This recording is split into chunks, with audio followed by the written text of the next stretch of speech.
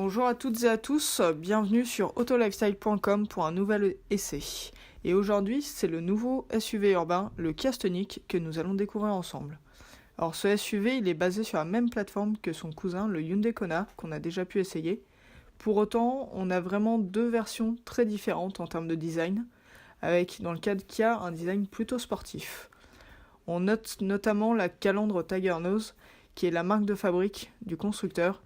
Elle est ici plus étirée, plus profilée que d'habitude, ce qui lui confère vraiment cet aspect sportif, tout comme les boucliers qui sont également plus musclés.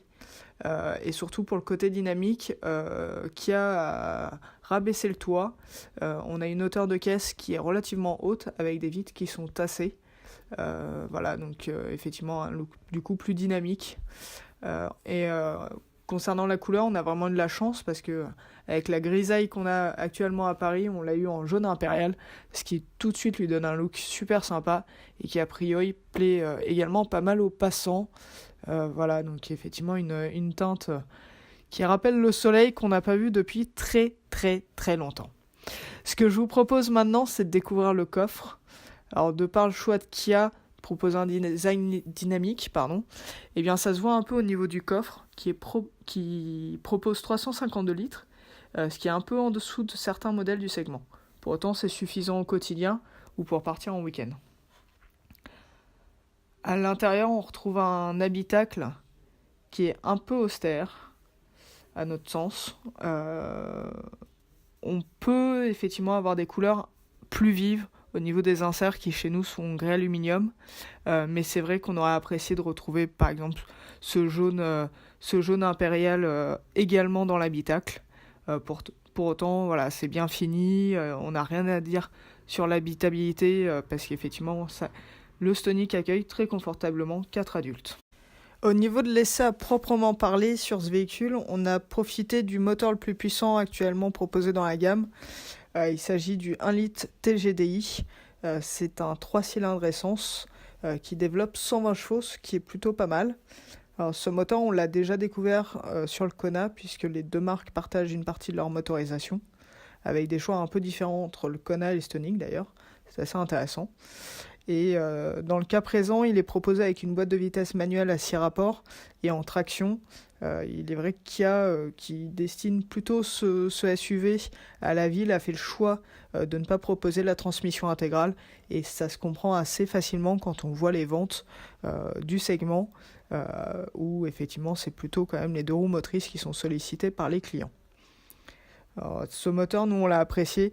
Il se montre vif, il est agréable en ville, car effectivement il va bien redémarrer à bas régime, ce qui va permettre vraiment de se faufiler facilement dans la circulation, et pour autant il reste également très agréable sur route comme sur autoroute, car il propose une bonne relance, ce qui en conduisant en limitation de vitesse française permet de pouvoir envisager des dépassements tout à fait sereinement et en toute sécurité.